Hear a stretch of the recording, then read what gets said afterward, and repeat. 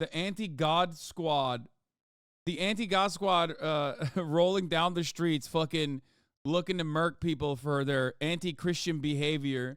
I am so going to jail if that's the case. Imagine the anti-Christian sentiment seeping out of every orifice here at the Hasanabi broadcast. 100% I'm going to jail. I'm so jailed at that point. Gaza enters its third month. It has become more. So we're going to watch a Chris Hayes video on this. People were saying that this is bad, but some people were saying that this is good. So I am going to take a look at it. More difficult to properly communicate the scale and depth of misery and destruction it has visited upon the people of Gaza.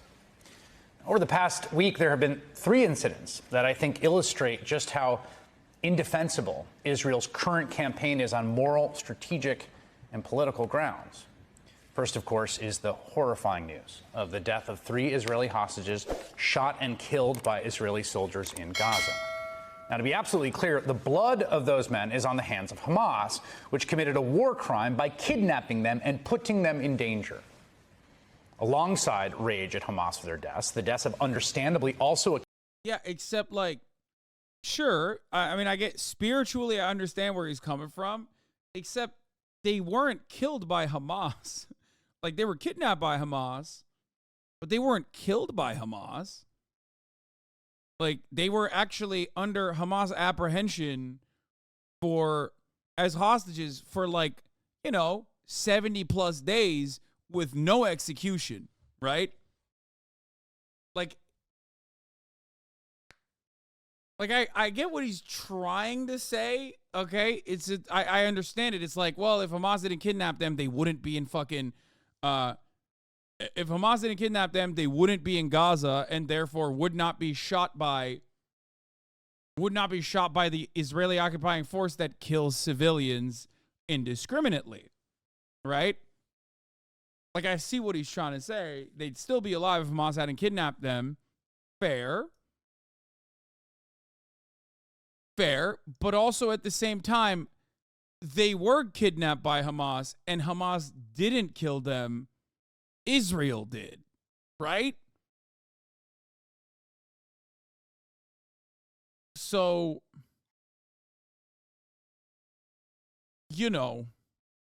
like, there was a 68-day, at the very least, time frame where these 3 people were apprehended and kidnapped and held hostage by Hamas, and Hamas did not kill them. So just something to consider. Like, they did have a better track record of not killing these 3 hostages than the Israeli occupying force did, because the Israeli occupying force is the one who killed these hostages. Just saying.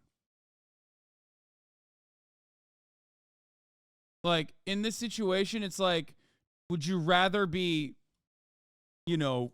kidnapped and not killed versus would you rather be kidnapped and then killed? I feel like people would go, I would rather be kidnapped and not killed, and then, we do a facilitation of a ceasefire, and then I can return home without being killed by the Israeli occupying force.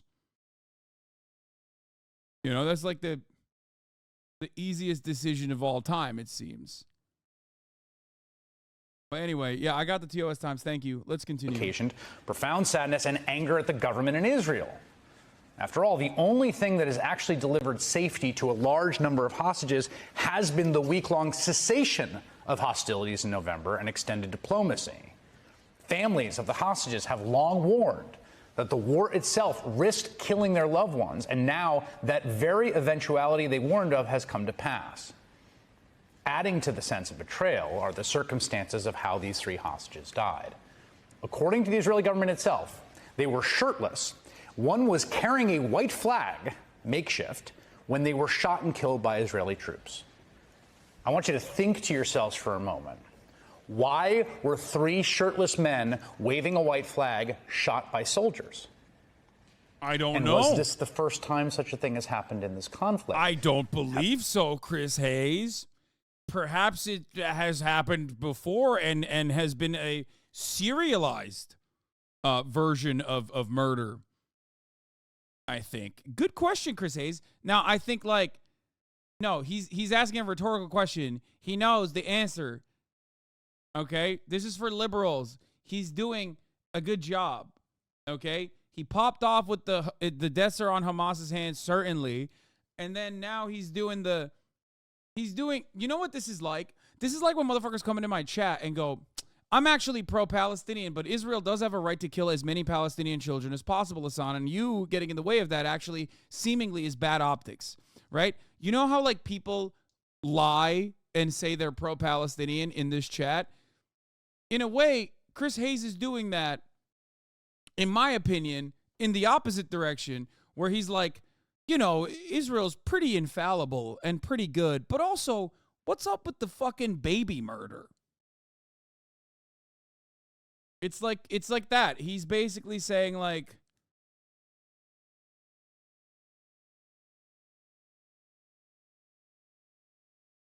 he's basically doing that thing. Yeah, this is good. This is good for the boomer liberals who watch Chris Hayes, okay?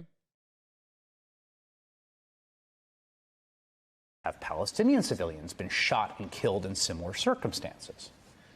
Which brings us to the second incident over the weekend. Two Palestinian women, a mother and a daughter, who along with other Christian Palestinians had taken shelter in a Catholic church in Gaza City. Where Chris Hayes is trying to spin a war crime. This is fucking gross. Yes, brother, it's not for you, okay? I'm sorry.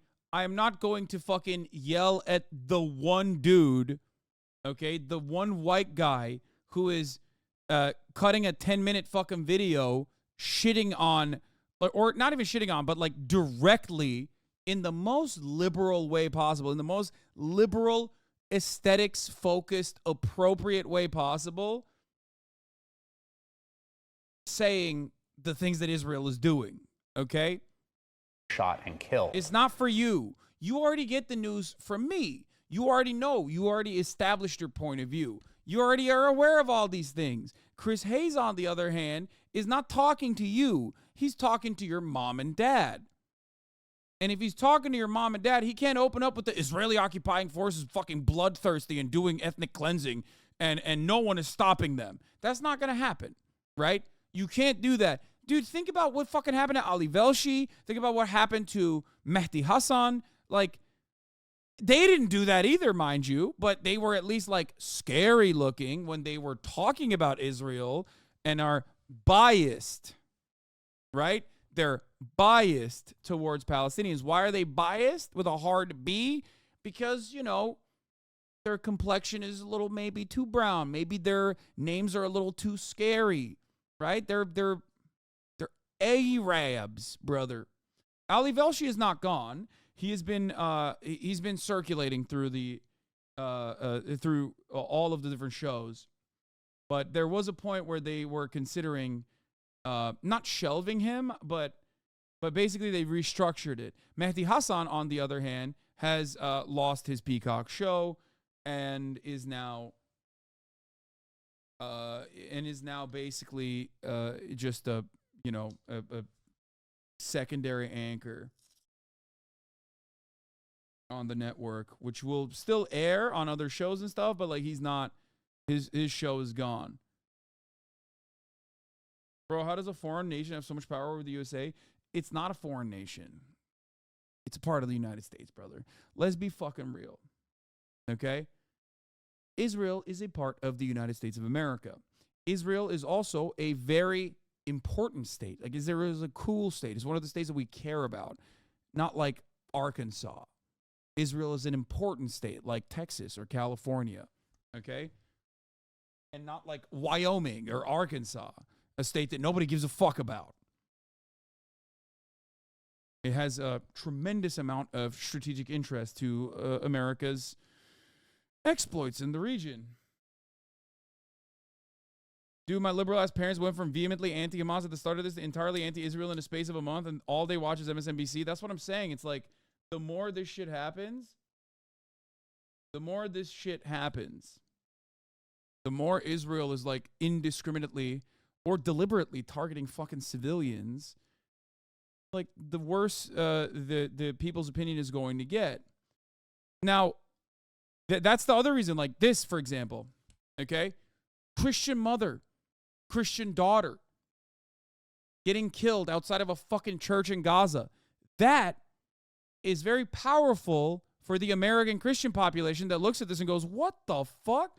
First of all, didn't even know there were Christians in Palestine. Didn't even know there were Christian Palestinians in general. They didn't even know that there was a actually church in Gaza. Thought Hamas had like made that illegal, right? Banladım bile kardeş yeter. My point is, they see that and they go, whoa, whoa, whoa, whoa. These guys they look white. The fuck? I didn't realize you were killing white Christians. Hello? Excuse me? That looks like she could be my aunt. You know, that type of shit.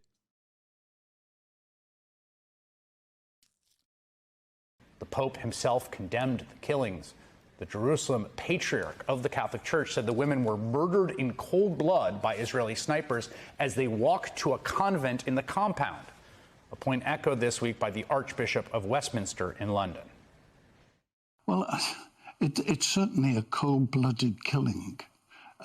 That's the description that is given. And what absolutely puzzles me. See, I told my mom Israel bombed the Christian church in Gaza and it had her second guess Israel for like the first time in years. That's what I mean. Is this does nothing to further Israel's right to defend itself, which I understand.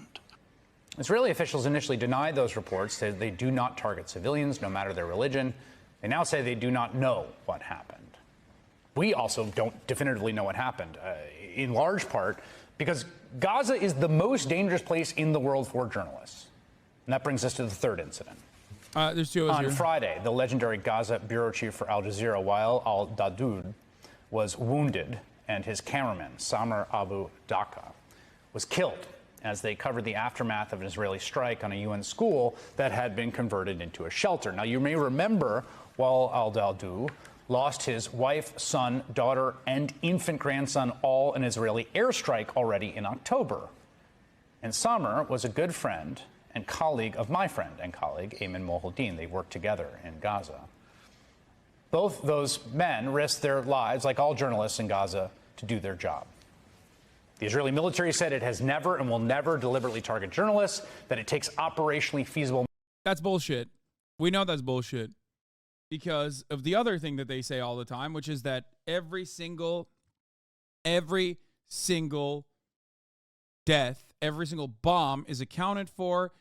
And when it's not accounted for, when it's a oopsie accident, they fucking say it. Like when they killed their own hostages. They were like, oh shit, that was an accident. My bad, right? The rest of it is like, yeah, it's time. It's go time, you know? They're deliberately doing a lot of the fucking bombing. And that's why I sometimes feel weird saying like it's indiscriminate bombing, because it's not indiscriminate. I mean, I guess technically it's indiscriminate in the sense that they're using AI-generated targets, right? Which is questionable intel in general. But also, they are deliberately targeting fucking civilian buildings. Like, they're not like doing a oopsie. And it's on purpose. It's on purpose with a direct reason. The direct reason being breaking the will of the Palestinian population, engaging in an act of collective punishment with the express purpose of trying to get the Palestinian population to revolt against Hamas, even though ironically it is having the exact opposite effect. Because why the fuck would it do? Why the fuck would they have this impact? Like, on what planet would people be like, yeah, the group that's bombing us, the group that's bombing us that won't allow me to return to my fucking home, that killed my family members, I want to thank them for blowing our shit up, rather than the group that's like defending us from the bombing and the direct boots on the ground invasion.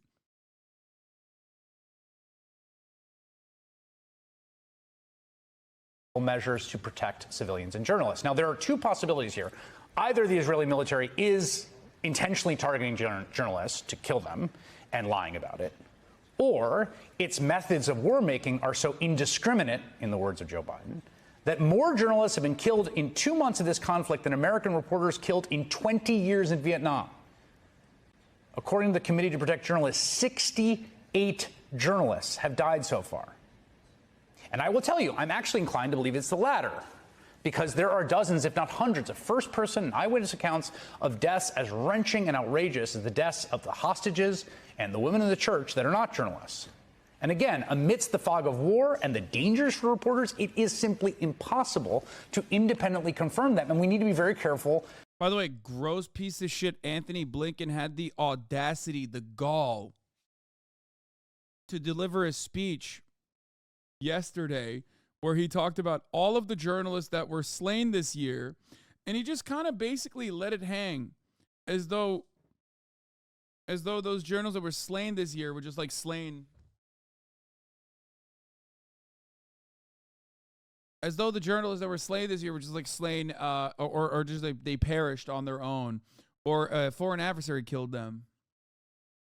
You know, who killed them, Anthony? What we can and cannot definitively say happened in each instance. What we know for sure, though, is that the destruction of Gaza is nearly total. The vast majority of its 2.2 million residents displaced. Half are at risk of starvation. Nearly all hospitals destroyed. Only 4 are functioning, according to the UN. We don't know for sure how many deaths, but there are tens of thousands, most likely, with many bodies still trapped beneath the rubble. A fifth of Gaza's buildings are estimated to have been destroyed. In the North Gaza, more than 60% of the buildings have been severely damaged, according to analysis of satellite radar data.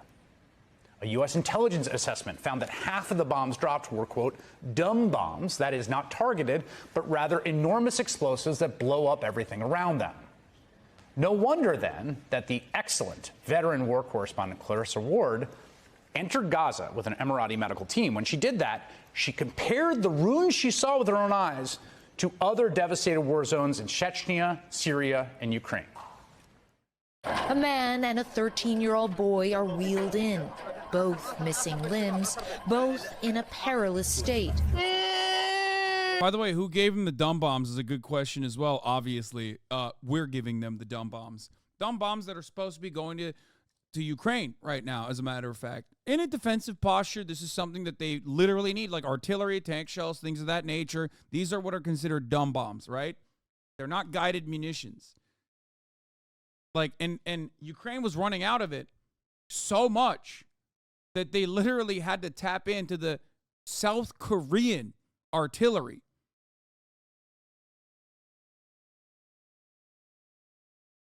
Fucking nutty, okay? Nutty. So it's kind of odd when they're like, oh man, it seems like a lot of these weapons are actually dumb bombs, contrary to popular opinion, while they simultaneously like, but also that's why we have to give it to them.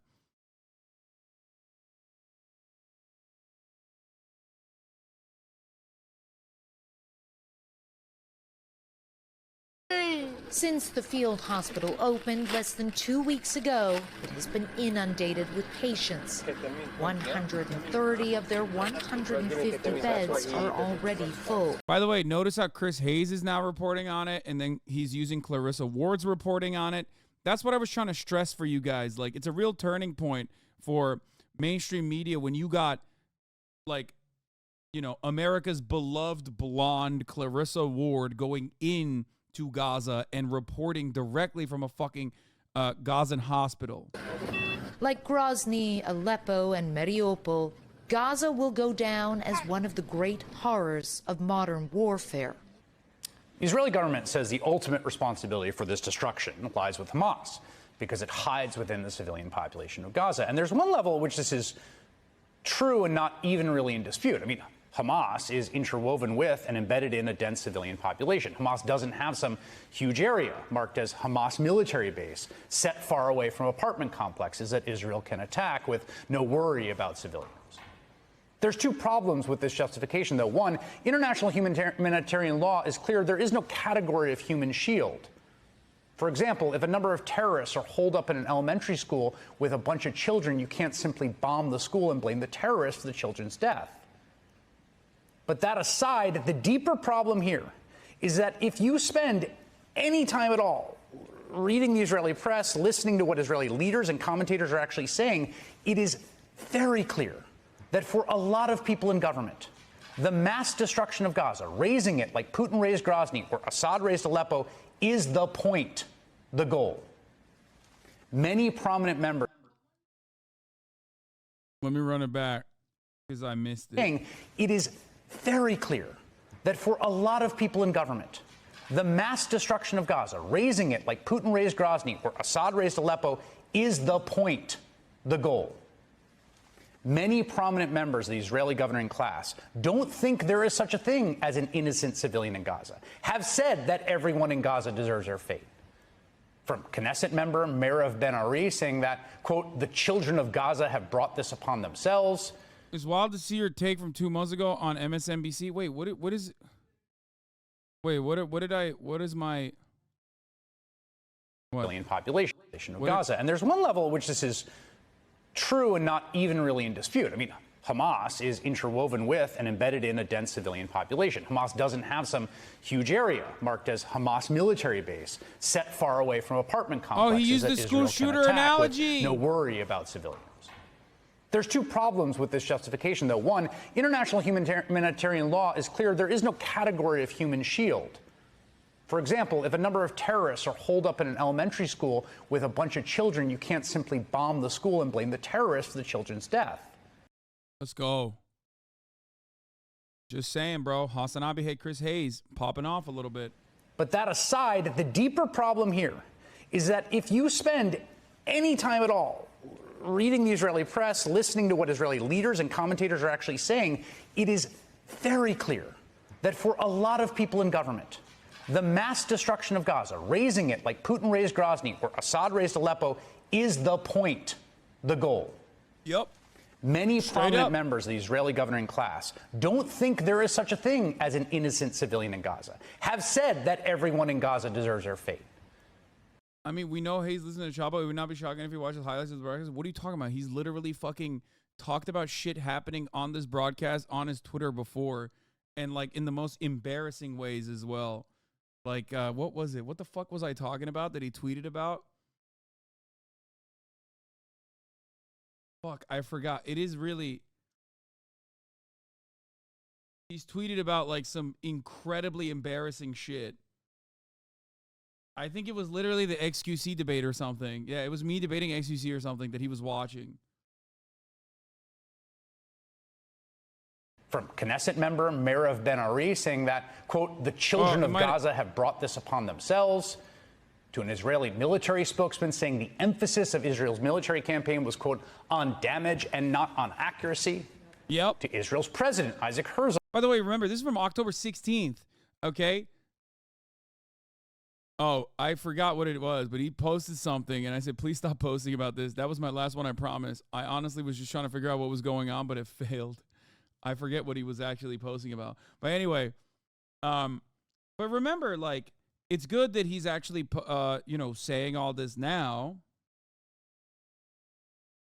Right? It might have been about One Piece or something. But anyway, it's good that he's saying all this now. But one thing to remember is that, like,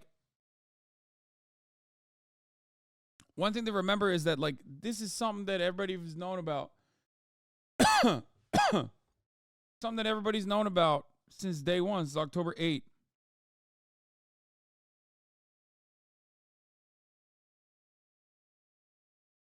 Suggesting there are no civilians in Gaza and everyone is a legitimate target. To journalist Shimon Riklin, who said this on Israeli TV.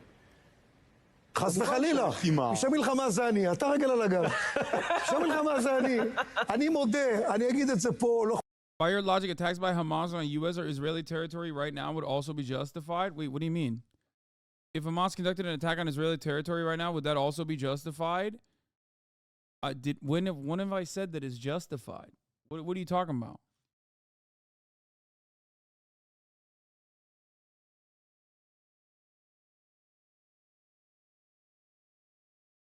What? אכפת לי שירדו עליי, אוספים פה חומרים. אני לא נרדם טוב בלי שאני רואה בתים קורסים בעזה. מה אני אעשה?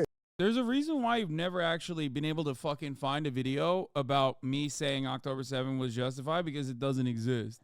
That's why you have to fantasize about me saying it and act like I did say it, and then just move along with it and keep saying Hasanabi, yada, yada, yada, yada. there are certainly plenty of things that I've said that you can point to and go, wow, that's really fucked up. I can't believe you're saying it. Like, for example, Hamas and Palestinian militants operating inside of the Gaza Strip right now are engaging in an act that is completely justifiable. It's moral, it's just, it's legal by international standards. Israel, on the other hand, has no right to continue mercilessly and relentlessly bombing the Gaza Strip. There is no legal there's no legal standard here that Israel is following.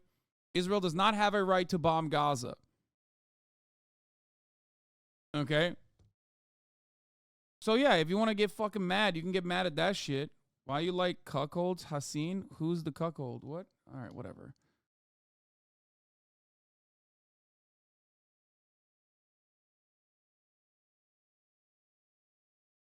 Lots of shitters on now. Maybe you're getting hate rated. Probably.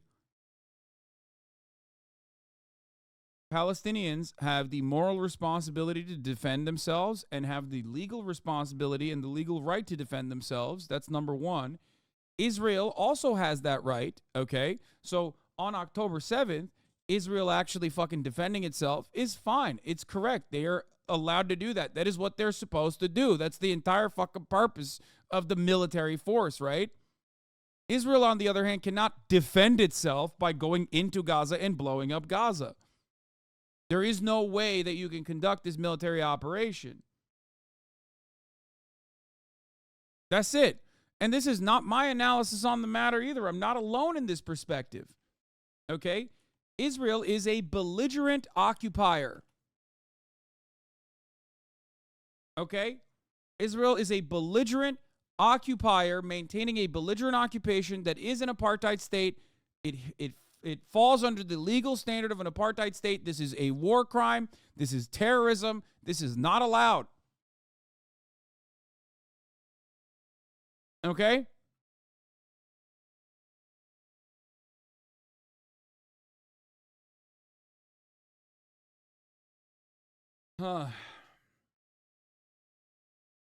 Real question. Does the legal right to defend themselves change when Hamas has hostages? The right only affects those not holding hostages. Does it apply to all Hamas members?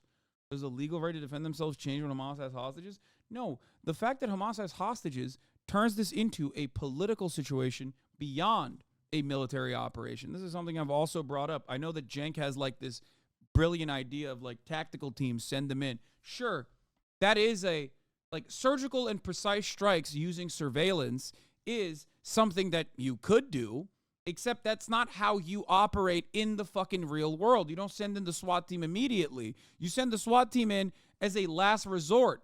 Considering that Gaza is occupied Israeli territory, where 2.2 million Palestinians live, you have to treat those 2.2 million Palestinians with the same respect and dignity that you are supposed to give your own citizens. Now, of course, when you look at October 7th, by the way, if I recall, legal art covers the 1967 territory, so pushing Hamas back, but doesn't cover beyond that, where it occupies, such as Gaza. That's what I mean. Exactly. On October 7th, Hamas's operations, like you have to treat every Palestinian, because Israel is a one state right now, okay? It's a single state that occupies Palestinian territories in a belligerent occupation, okay? Occupy Palestinian territory, not Israeli. Yes. But it's one singular state. That is just the truth. It's a single state that occupies Palestinian territory. Okay? So what you're supposed to rewire your brain on when you look at the situation like this is the October 7 attacks, right, on Israel are conducted. That is some Jack Reacher delusion. No, the surgical military fucking operation thing is definitely a wild one. And here's why. Okay? Here's why it's a wild one. Because this is not a military solution. This is a political solution. You have to deal with this politically. Because the way you have to analyze Palestinians under the Israeli occupation is as though they are just full-blown citizens of Israel. Because under normal circumstances, that is what is supposed to happen. They're supposed to be treated as full-blown citizens of Israel. Now, if full-blown citizens of Israel engaged in criminal acts, like killing civilians or killing anyone, as a matter of fact, yes, in that moment, Israel would have a right to use its military force to defend the other citizens. That's what you're supposed to do. That's like your job as the government, is to maintain law and order. That is the reason why I use the school shooting analogy regularly. That is the reason why I say there's no way in which you could just like go into a school shooting and be like, all right, we're blowing up the entire city block. You can't do that. That is illegal. Whether Israel agrees or not doesn't change the reality that these Palestinian citizens are under its military occupation and therefore have all of the same, or supposed to have all the same legal rights and responsibilities. I disagree. Occupation do not have a right of self-defense by international law from the occupied people. Palestinians are not part of the occupation state in any form, legal or otherwise. Wait, what? Occupation do not have a right to self-defense? Yeah, that's what I'm saying. You're repeating what I'm saying, but in an angry tone, as though you are disagreeing with me. Israel does not have a right to defend itself beyond its own 1967 borders. Israel, when dealing with the 1967 borders, with the October 7th military operation, militant operation, can, or in normal circumstances, is supposed to only deal with it like a police force would.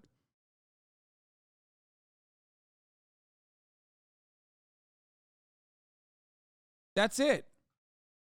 You said they have a right to self-defense on October 7th? Yes. The realistic scenario is, yes, there are civilians. Israel needs to defend them. That is the entire purpose of a government. I'm looking at the situation as though it's a one state, and the 2.2 million Palestinians, including Hamas, including everyone else that lives in the Gaza Strip, are a part of this military occupation. They're under this military occupation. And therefore, if a group inside of these boundaries were to act in a way where they were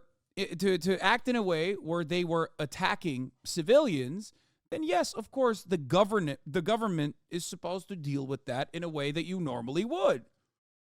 And that means you have to apprehend as many people in a way where you are desperately trying to avoid killing them, okay?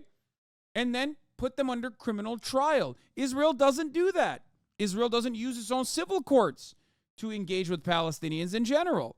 They use military courts in most circumstances. All of that is completely not allowed under their own laws, maybe, but not in an international sense.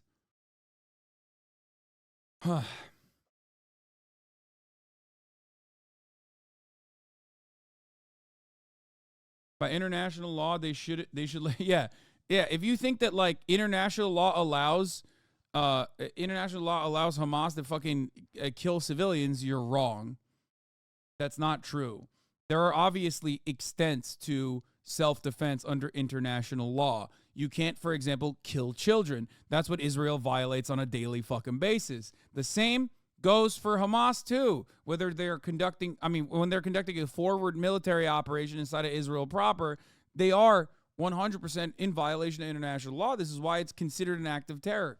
It's a really stupid argument to Hamas didn't kill civilians. Come on, dog. Yes, they did. Shut the fuck up. I'm talking about what's lawful and what's not internationally. Reality is different, as we all know, 100%. Under their own laws, maybe.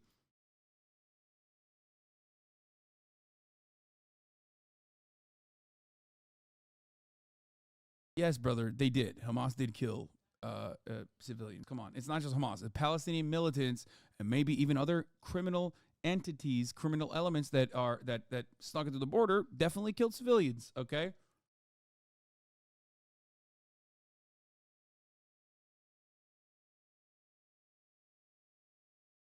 Israel has no right to defend itself outside of its original borders, and yet Russia can attack Ukraine with less condemnation than Israel. I don't get that, man. Wait, what? Russia gets less condemnation than Israel? What do you mean? Russia gets less condemnation than Israel? What planet are you on, brother man? Russia absolutely gets more condemnation than Israel. What? Are you Okay, hold on. Chatter, give me the crack. I need to know what kind of fucking crack you are smoking on, Chatter.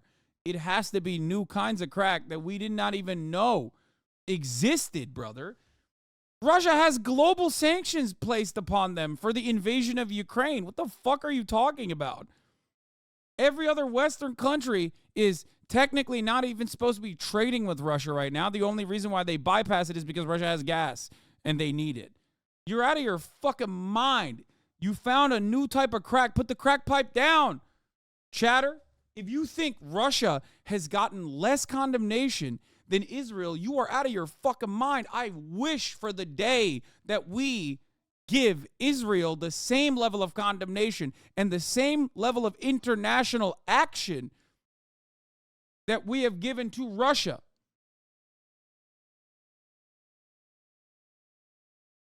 He's saying condemnation by you? I have condemned Russia as well since fucking day one, so that's also not true either. Not only have I condemned Russia since day one, I've talked about the war crimes as well. So even on that front, you're wrong.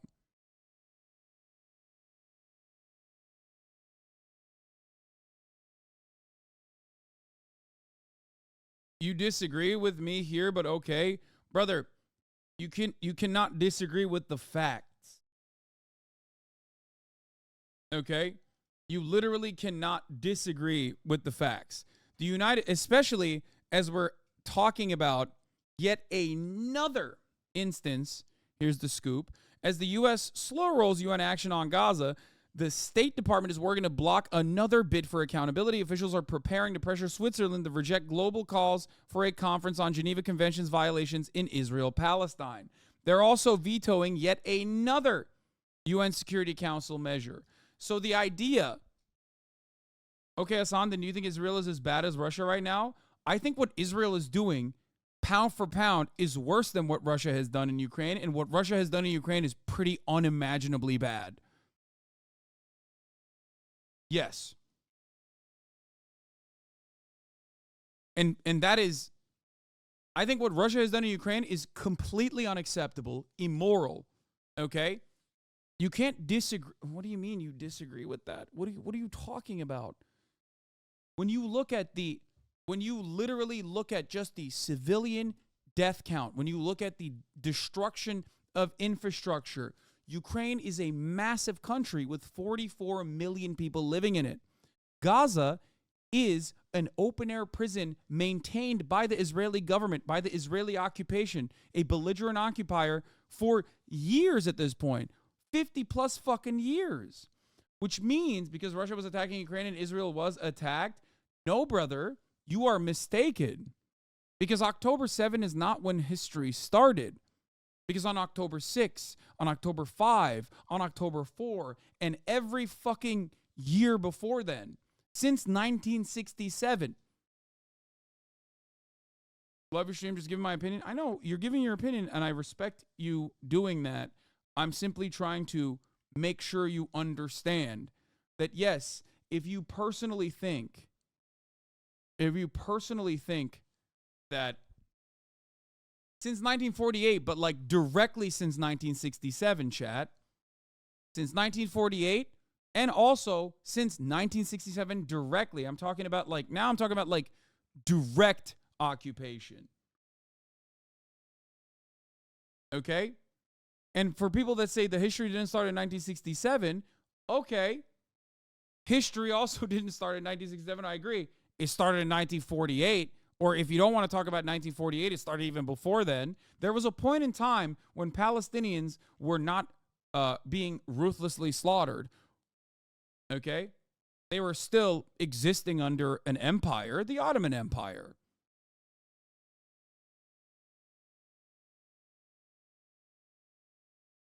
Anyway, but going back to the main point of contention here, you say you disagree with me, but you're not disagreeing with me. You're disagreeing with facts, right? You're disagreeing with the amount of civilian casualties at this point. Okay?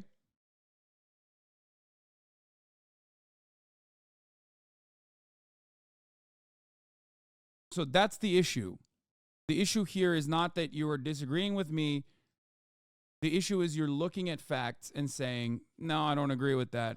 Yeah, I can't argue the civilian deaths. That is fair. Exactly.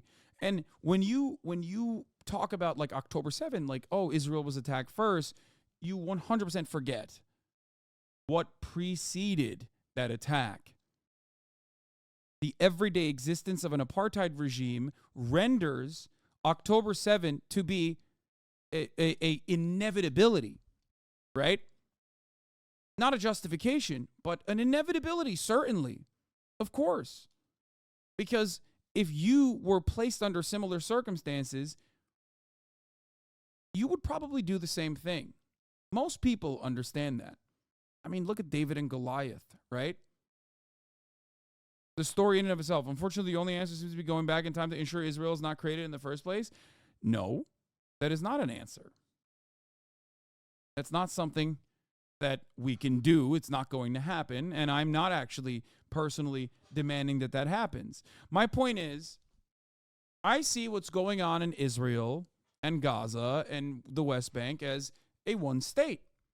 Israel doesn't want to admit that it's one state because then it becomes a demographic nightmare. All of a sudden, if it is actually one state and we let the apartheid perish, right? We let the occupation end, then all of a sudden, you got a shit ton of Palestinians, Muslims and Christians alike, and many others that are not allowed to return right now into that land, right? All of a sudden, they are supposed to have the same legal rights and the legal responsibilities that they all of a sudden can live and coexist amongst the Israeli population. The Israeli population already has 23% Palestinian citizens of Israel that are declared Arabs. The Arab Israeli population, which ironically, of course, there are Arab Jews in Israel, but they are not considered Arab in the same way because Israel is a Jewish supremacist ethno-state. And this is not my opinion on the matter. This is straight up their own legal rules and boundaries.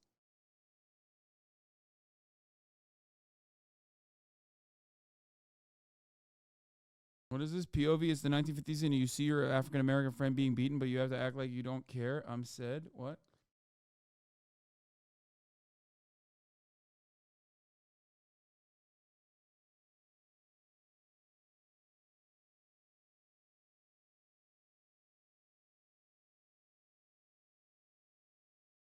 Anyway. Let's continue. עוד בתים, עוד מגדלים, שלא יהיה להם לאן לחזור. That's not a fringe view in Israel.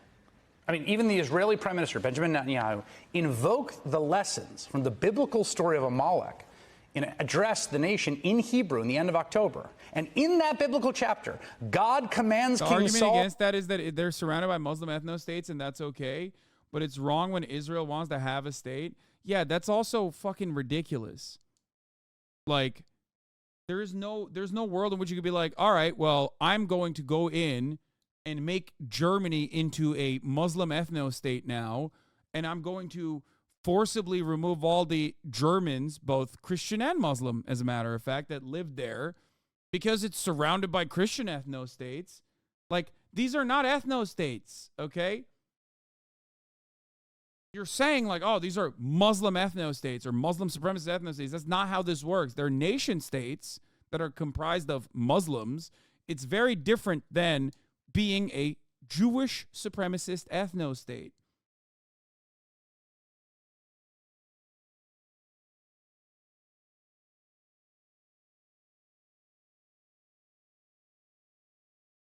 Muslim isn't an ethnicity. I know, but it don't matter. Just like Christian isn't either, but it doesn't change the reality here.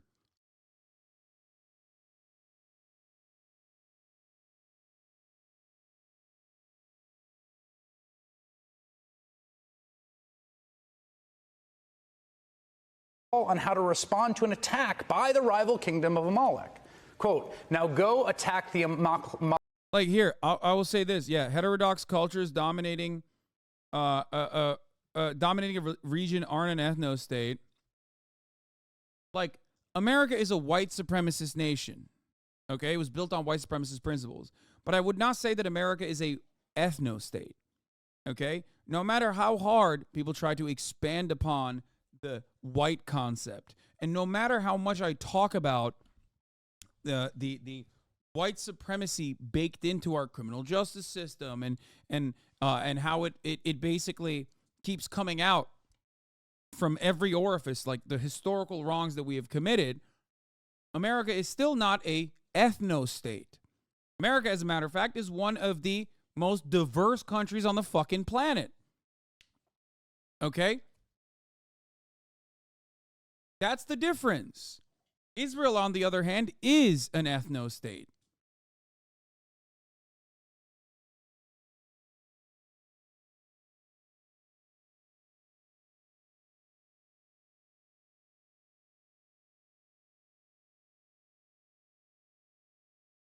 Hey, weren't the Israelis living in relative peace until the Nakba, and probably could have organized a multicultural state as an alternative, saying, yeah, but they had to do racial colonialism? Yeah, pretty much. Well, relative peace is not entirely correct, obviously, because Jewish people were being brought in as settlers from the colonial entity, the British Empire at the time, that had promised the Palestinians a nation state for their allegiance, which not all Palestinians aligned with, regardless. But the continuous stream of settlers being brought in as a colonial project definitely created chaos on the ground.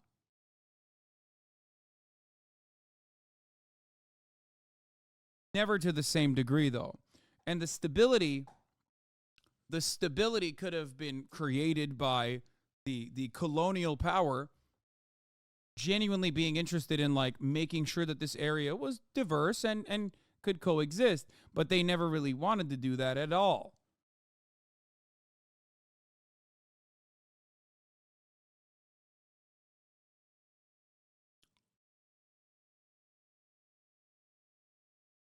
Read the quote. It's about the trouble of establishing a Jewish presence peacefully in the Levant by one of the OGs of the socialist Zionist movement.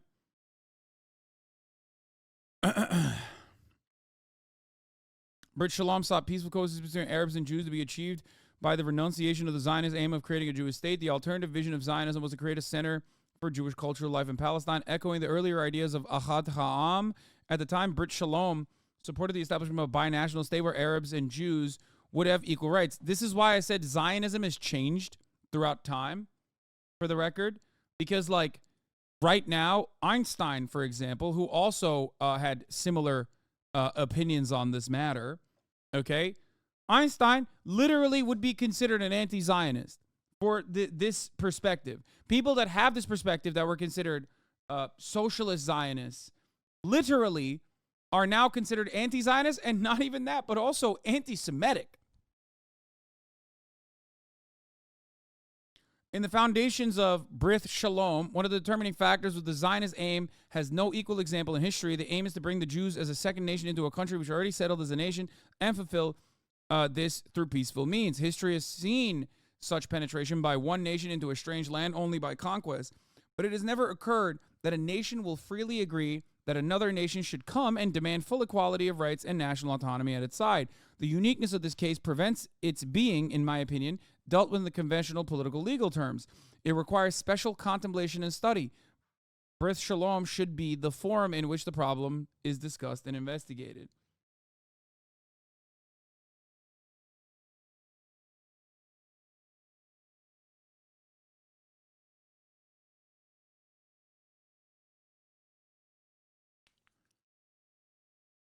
There was a large faction of Jews, the Neturei Karta, they still exist, that didn't want their new country to be in Palestine too. They believed that the third temple would be built after Jews are led back to the region by God and the Messiah. Yes. Or not, it is the Messiah, right? Like, and saw the colonial efforts as a bastardization of their property, prophecies that they believe that Jews are supposed to be nationless and stateless until the Messiah. The Neturei Karta is the Orthodox Jews that you see at the pro-Palestinian protests. Like, they believe in that. However, that's not even what I'm talking about here. What I'm talking about simply is, like, the way that Zionism changed throughout time and what it became.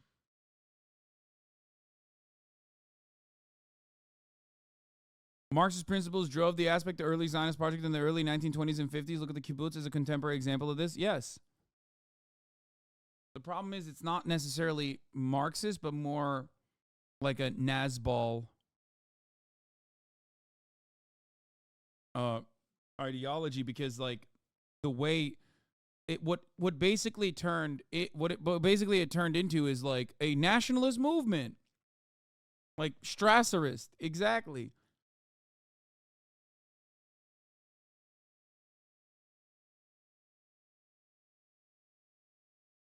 Like it's a bit of a meme ideology, but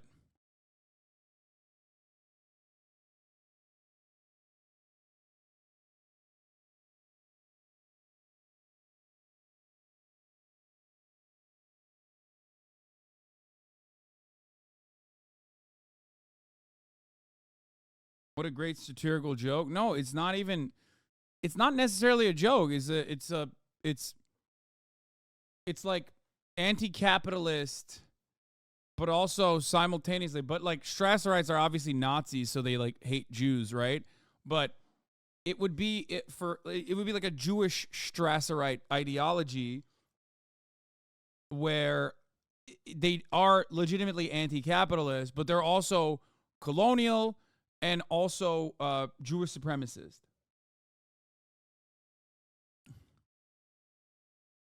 Oh yeah, this is so funny. Yeah. I mean, here, look at this, dude. This is so funny. Live better, work union, be in it, solidarity forever. And then it's fucking Theodore Herzl, and it's a fuck Hamas sticker, a sticker for the beard and mustache, and his Datrut, the General Federation of Labor. Oh, the General Federation of Labor in Israel.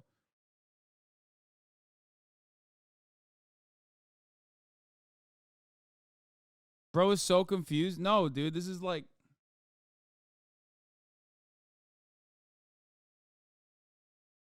yeah, it's the labor union federation in Israel.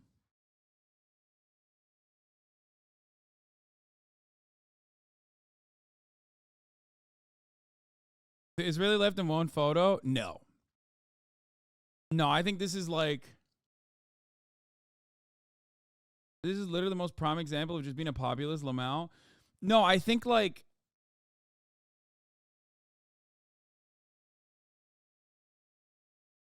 I don't know how to describe it. It's just like nationalism, especially when you have an established nation state. Chat, nationalism when you have an established nation state is a fucking dominant ideology. That's the problem.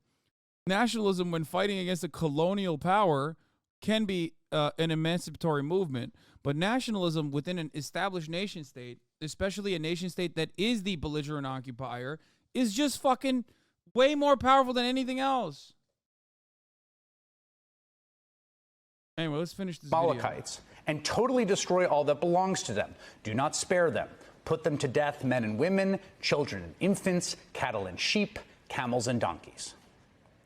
Now, I will be the first to confess, I have no idea what to do about Hamas or about what comes next. But the Amalek method cannot be the solution. To be honest, I'm not particularly convinced the Israeli leadership has any idea what comes next. Many want full destruction. And Hamas also wants this war. They have been clear on that. I think they want it to continue. They seem to think all of this death and destruction benefits in the end because of the rage it will produce towards Israel.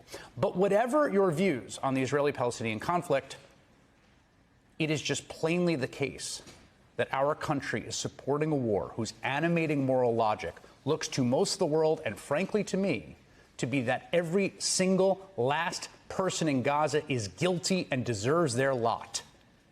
And that is the moral logic of Hamas. It is the moral logic that drove the atrocity of October 7th.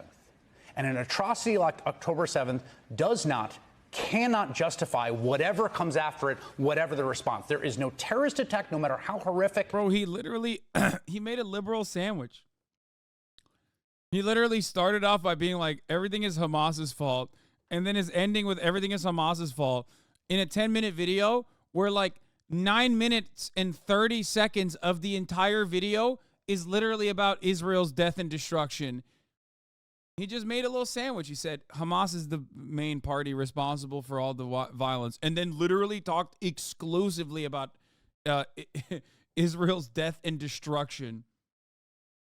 I like I said, I think that the conclusion is not super sound, but it doesn't matter. The goal is to get the meat across. Cannot justify whatever comes after it, whatever the response. There is no terrorist attack, no matter how horrific, and truly October 7th was horrific, that can wash clean what we are seeing in Gaza and what we as Americans and our government are abetting. It must end. We must stop it. This is like your fans of your interlocutors in TikTok or YouTube comment sections saying like, I usually don't agree and even hate Hasanabi, but he's right on this one topic. Yeah.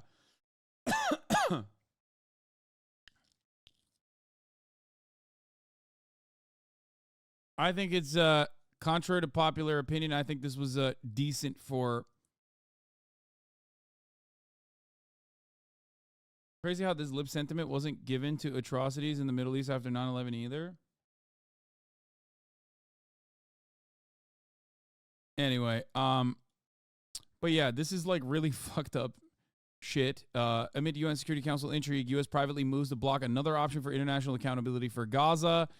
As the bloodshed continues in Gaza, the U.S. diplomats are finalizing a démarche, a diplomatic initiative to their Swiss counterparts that Washington hopes will scuttle plans for a meeting to discuss violations of the Geneva Conventions of the current war between Israel and Hamas, the Gaza-based militant group, according to State Department documents seen by HuffPo. Now, while that's also happening, another crazy thing is happening, which is Joseph Robinette Brandon, once again, showcasing that he is to the right of even the most normie motherfucking Democrats. Okay? What do I mean by this? Here's Edinger Mentum. He had a post about it. I want to show you this real quick.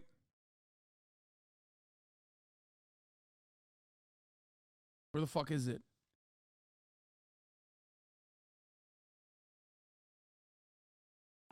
Oh, here it is. Look at this shit. Look at this shit. Chrissy Houlihan. I'm calling on the Biden administration to use all of our nation's leverage to shift the Israeli military strategy in defending itself against Hamas. The humanitarian crisis in Gaza is unacceptable and not in line with American interests. Okay? Look at the names on this thing, dude. Sepp Molthan, Elisa Slotkin, Abigail Spanberger, Jason Crow.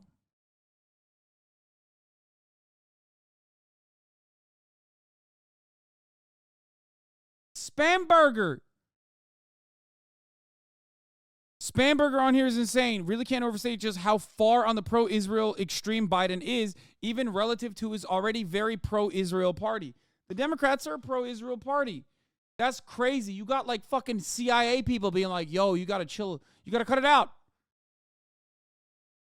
Even they can see that the no daylight maxim is only letting Netanyahu and by extension Ben-Gvir and Smotrich wag the dog of U.S. foreign policy. This isn't leftist by any means, by the way. It's the same perspective H.W. Bush had towards the country. It's pure self-interest that ends up being the more moral position because the other side is motivated by an extreme destructive ideology. That is fucking nuts. Like, that is so fucking insane.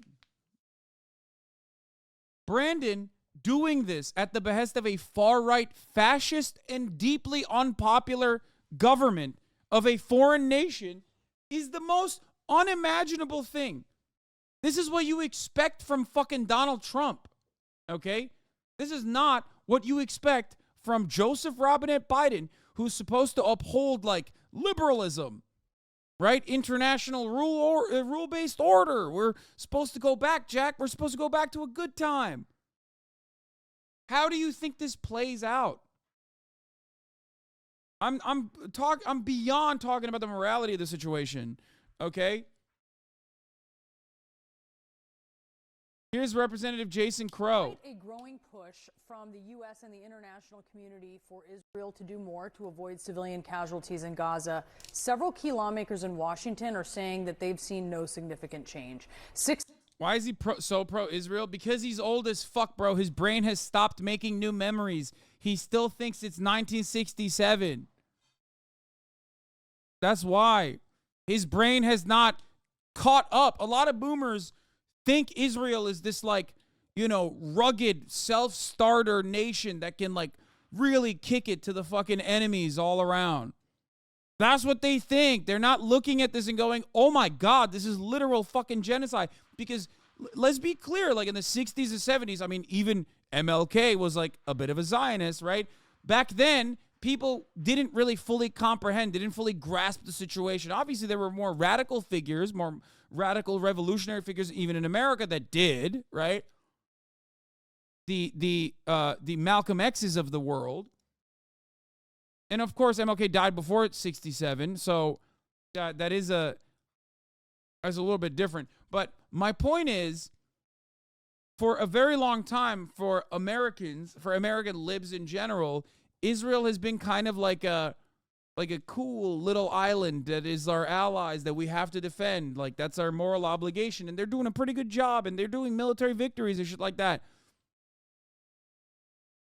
Guys, 2021 is the first year where Israel was declared an apartheid state by humanitarian organizations. Okay? Most of these boomers have not caught up to that reality. Israel has been an apartheid state since its inception. From 1948 to 1967, the Palestinian citizens of Israel were treated in the same exact way that the Palestinians in the West Bank were treated. After 1967, the Palestinian citizens of Israel got more liberties, right? Still under like a Jim Crow style structure to this day. However, now all the Palestinians in Gaza are under Israeli occupation. All the Palestinians in the West Bank are under Israeli occupation. And the conditions have worsened time and time again, year over year. So for a lot of boomers, they're completely oblivious to that reality. They're still thinking like, you know, Israel is the shining beacon of prosperity, the only democracy in the Middle East, because that's what the media has presented it as. Elent News says these congressmen see this strategy isn't good for Israel, not only for its image, but more importantly, the mass killing would lead to massive radicalization and a new Hamas-style militant group in the future. This war may destroy much of Hamas, but will create a new group and decades of attacks, and we will see this manifest in the coming years. Abso-fucking-lutely. Absolutely.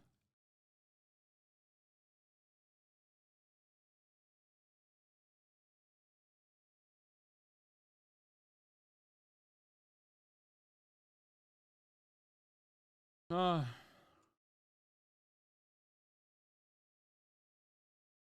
he's literally the president. Aren't people giving him the information we're seeing? I think he is and has been a Zionist for his whole life, Joe Biden, and like more aggro as a Zionist than, you know, other American politicians. Okay? And regardless of what kind of information is being filtered to him, his brain is not operating. And I think that there is a sect of people within the ranks of the American government that like are trying to manage the situation without any sort of serious care or consideration to what it spells for Israel's future or what it spells for the American future.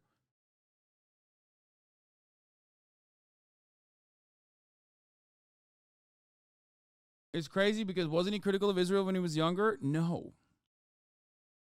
In the 90s, he famously said, if there wasn't an Israel, we would have made one in the region. No, he's always been a fucking massive, he's always been like an ultra Zionist. He's been a dick rider across the board. You're mistaking him for Barack Obama, who was taught by and was friendly with Edward Said and Rashid Khalidi.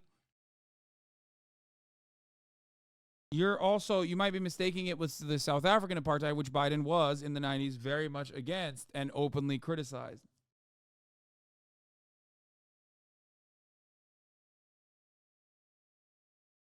House Democrats who sit on national security committees and who have served in either the military or the CIA just sent President Biden a letter expressing deep concern about Israel's military strategy. They write in this, quote, "The mounting civilian death toll and humanitarian crisis are unacceptable and not in line with American interests, nor do they advance the cause of security for our ally Israel. We also believe it jeopardizes efforts to destroy the terrorist organization Hamas and secure the release. Was Obama's motivation for signing that huge deal to support Israel or anyone? What was Obama's motivation? What do you mean? It's just Obama, much like every other American president, one, doesn't give a shit about Muslims, and two, will of course sign a fucking massive military package, military aid package, like a decade-long massive military aid package to Israel, because that's just business, baby. What do you mean? That's just business as usual. The funniest part about it is that he got cucked so fucking hard. Something that I actually found out is that when Netanyahu sidestepped Barack Obama to deliver a congressional speech, which was a massive fucking, like, it was a massively disrespectful thing to do, Joe Biden was in the room.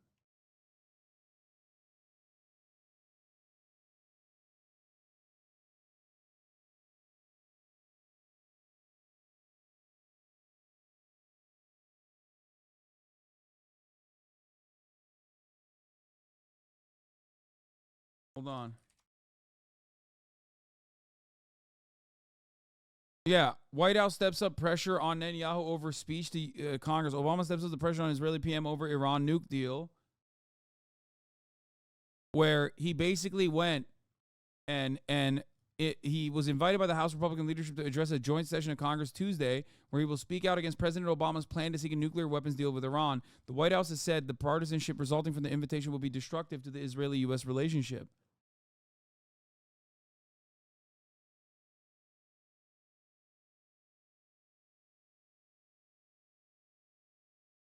I think Joe Biden was there. I remember seeing photos. The remarkable alliance between... Oh, here. He's like right behind him. Because America and Israel cherish...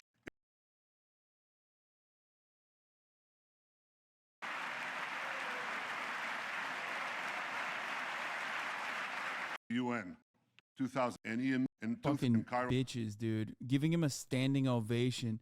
Hitting him with the standing O. 2000.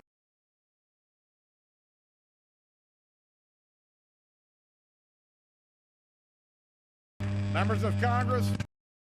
Today, everyone's talking. Help our... Isn't he behind him? Am I crazy? Did I make this up? This guy's so funny. Is this Zach Beauchamp or whatever? The one who's like, liberal Zionism is back. Is this him? Yeah, it is. Doesn't the VP have to be there since the president of the Senate? Was that John Boner? Yeah, John Boner.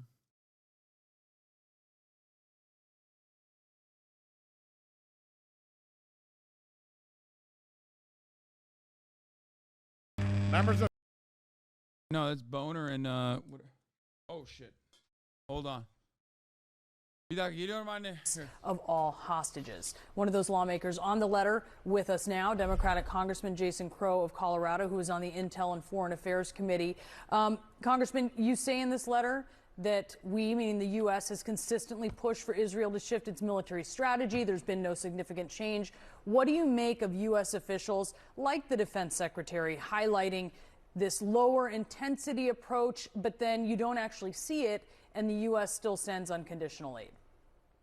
Well, hi, Brianna. This letter that we penned, it comes out of our personal experience, spending years serving our country, fighting our global war on terror, and our experiences doing so. And what those experiences taught us is that there are limitations to military power, that when you are fighting terrorism, it is fundamentally different from when you're fighting a government or a nation state. Terrorism is an ideology, and you can't bomb away an ideology.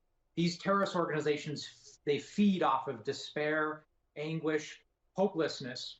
And if you don't make every effort possible and center and really focus your operations on protecting civilians and preventing civilian casualties, you will actually feed that ideology and make it worse. So we are committed to Israel's security and Israel's future, and we're concerned that the current operations are undermining that security over the long term. So I am encouraged to see Defense Secretary Austin delivering that message to Israel. President Biden has expressed concern recently, as have other administration officials in the last few weeks.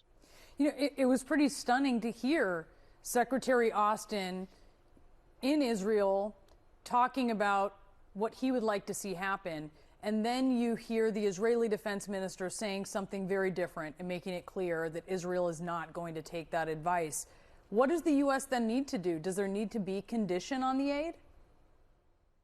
Well, what you just described, this dynamic between the Biden administration and the Netanyahu administration, is exactly why we pinned this letter. We have been expressing these concerns over the last couple of months in private, as allies and partners do.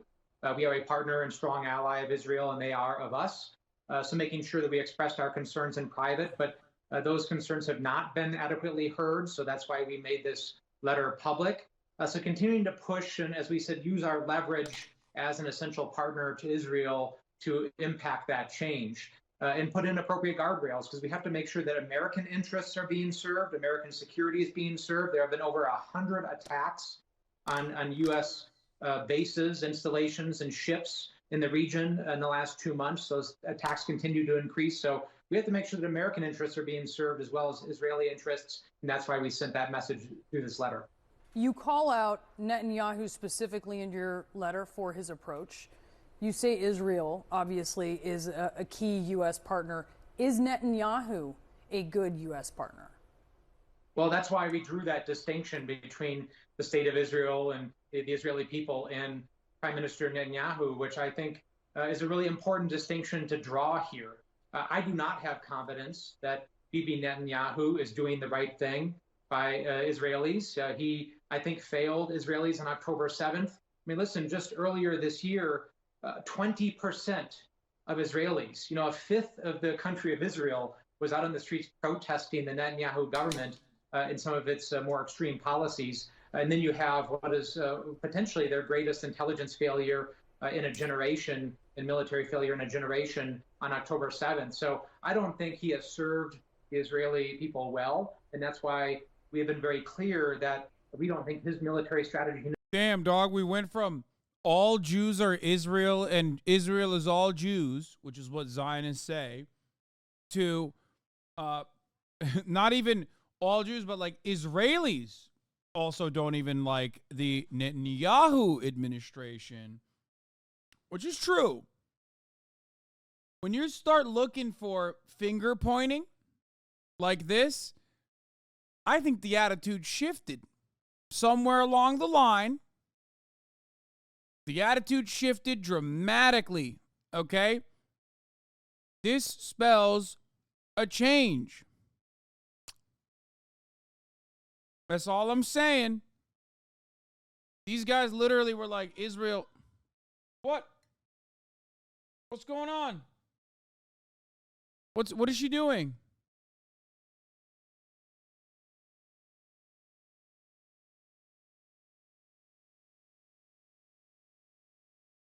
Israel's all about Jews, so criticizing Israel is criticizing Jews, so fucking despicable. Kaya, come here. What happened? What'd she do? Oh gosh, she's so wet again. No, she just ran outside to pee. So what I'm trying to say is, the mainstream conversation has moved dramatically from you cannot criticize Israel, that is anti-Semitic, to actually we are criticizing Israel and we're separating the Israeli government from the Israeli population. They're looking for an out.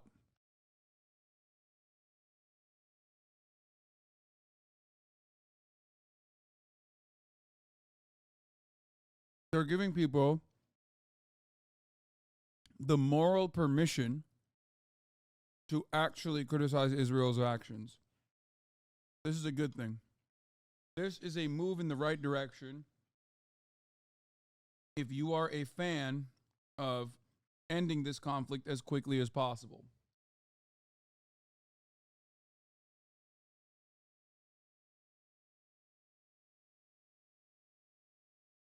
someone needs to be held responsible.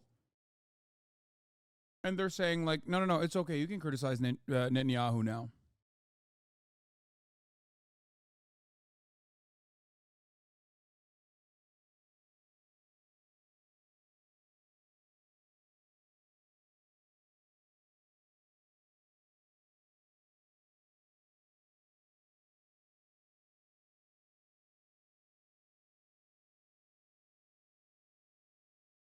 Anyway.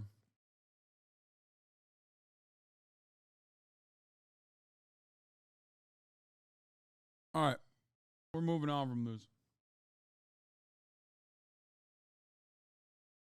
An Israeli real estate company has ran ads for pre-sale lots in Gaza. They said it was meant to be a joke and a sort of satirical idea. It also caused an international scandal. So the limit for warnings was 20K death. Limits for action for what? The U.S.? 40K, 50K? What is this? Saudi Arabia? Interesting. Le Monde article suggesting Saudi Arabia drafted the proposal for the day after in Gaza that was shown to the French Foreign Ministry. The plan that would see Hamas military leadership deported to Algeria, the creation of a UN-mandated Arab peace force, and the setting up of a 4-year-long transitional authority based on various Palestinian factions, Fatah, Hamas, and the Islamic Jihad. I don't think we're there yet, but Israel sure is opposed to the last part, but still a notable proposal. Yeah, I don't even know how we get there. Like, we are not there yet. Oh, also, here is a video that came out of how Hamas produces their own motherfucking sniper rifles called the Qassam Ghul sniper rifle, which is derived from the Iranian AM-50 Sayyad.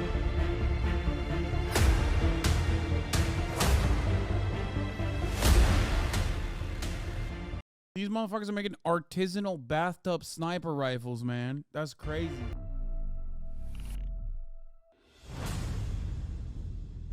Is that COD?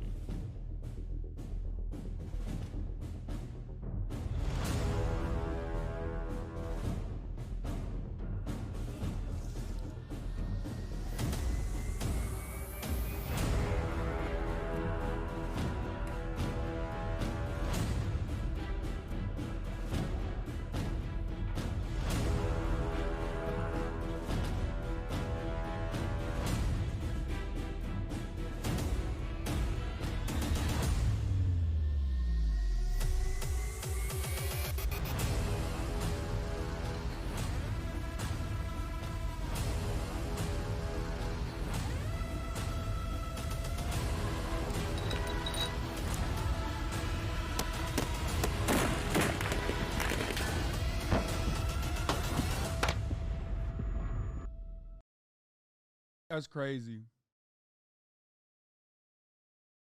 It's basically like the YouTube videos I watch regularly, but they aren't making guns usually, but the machinery, wow, so good. Genuinely impressed. Not necessarily in a good way by what Hamas has been capable of. Mechanical engineer here to make an entire sniper rifle on a 1940s manual lathe is insane levels of work and precision. Incredible. We will continue killing your soldiers by our locally manufactured snipers. Wow, there's a little message for the Americans out there as well. They're saying like artisanal snipers. So why am I showing you this? Okay. The reason why I'm showing you this is because one thing that the Israeli maintenance of the apartheid has shown us is that there are no half measures on genocide. Okay. You either got to hit the full gen. Okay, you can't do half genocide, a little bit of displacement, and then continue maintaining an apartheid state and maintaining an occupation. Okay, which is basically what America did back in the day when, you know, we were building America, Manifest Destiny, right? And the problem with Israel is that they're trying to do that with half measures since 1948.